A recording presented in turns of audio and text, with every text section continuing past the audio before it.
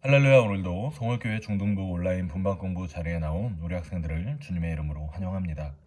오늘은 우리 학생들과 함께 이스라엘의 출애굽의 여정을 지도의 내용을 통해 조금 면밀히 살펴보는 시간을 가지려고 해요.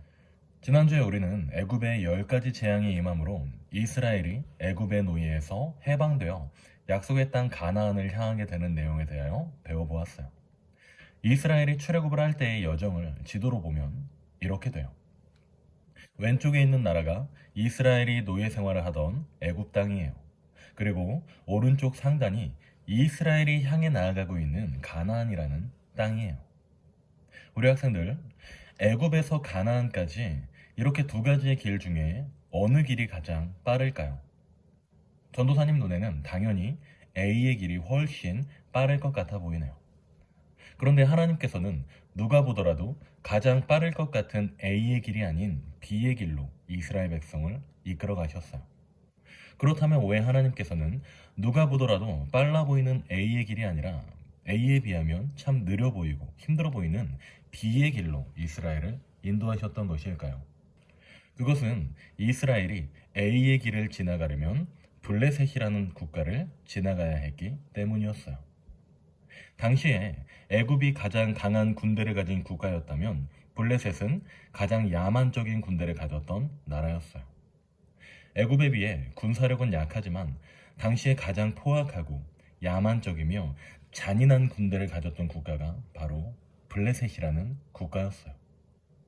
하나님께서는 이스라엘을 약속의 땅 가나안을 향해 나아가게 하실 때에 참 빨라 보이고 쉬워 보이는 A의 길이 아닌 B의 길로 향하게 하신 이유는 이스라엘이 야만적인 블레셋과의 전쟁을 피할 수 있게 이스라엘을 보호하신 하나님의 방법이었다는 것을 알 수 있어요. 정리하여 하나님께서 이스라엘을 B의 길로 가게 하신 이유 첫 번째, 그것은 이스라엘이 블레셋과의 전쟁을 피하도록 하시기 위해서였습니다. 그렇다면 하나님이 이스라엘을 A의 길이 아닌 B의 길로 가게 하신 두 번째 이유는 무엇일까요? 그것은 이스라엘이 홍해의 기적을 경험하도록 하시기 위해서였어요.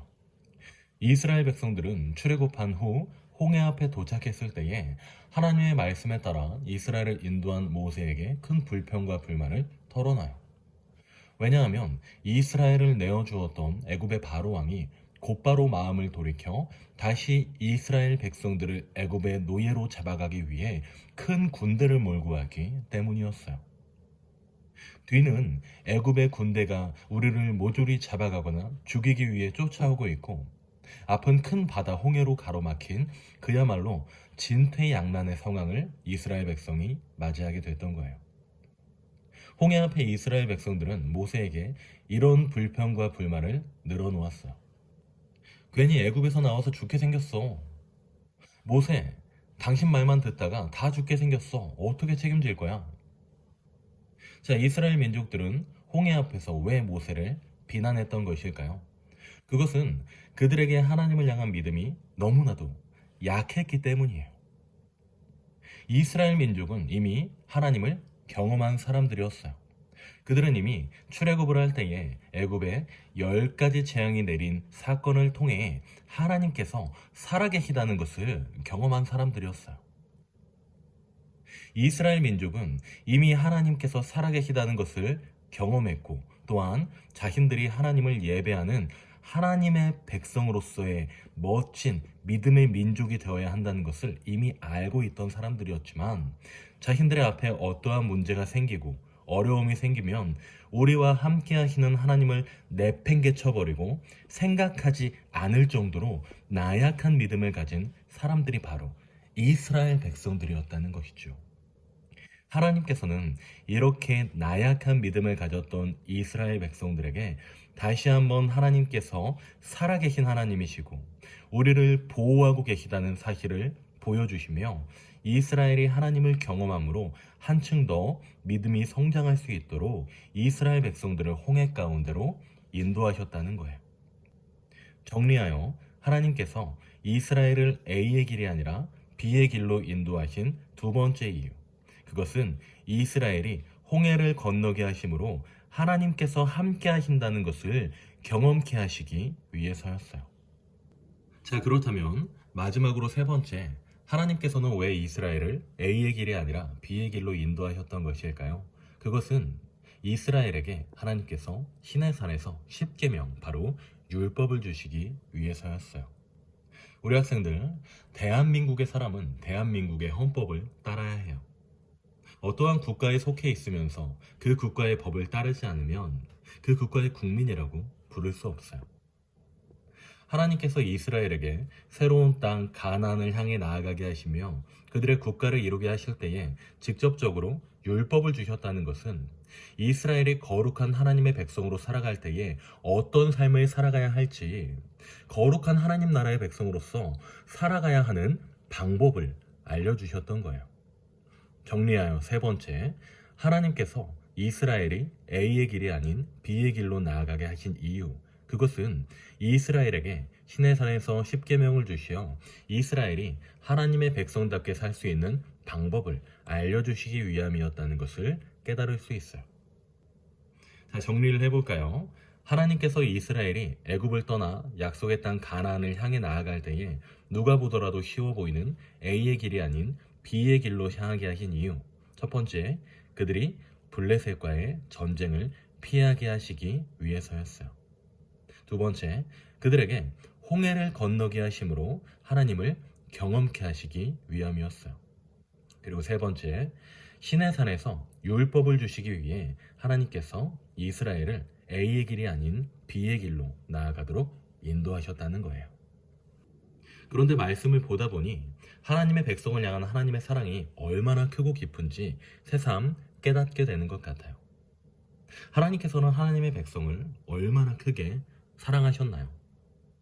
여호와께서 그들 앞에서 가시며 낮에는 구름 기둥으로 그들의 길을 인도하시고 밤에는 불 기둥을 그들에게 비추사 낮이나 밤이나 진행하게 하시니 낮에는 구름 기둥, 밤에는 불 기둥이 백성 앞에서 떠나지 아니하니라.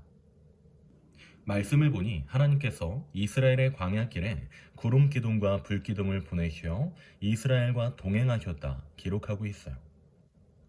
우리 학생들, 성경에 등장하는 광야, 사막은 기후적으로 한 가지 특징을 가지고 있어요.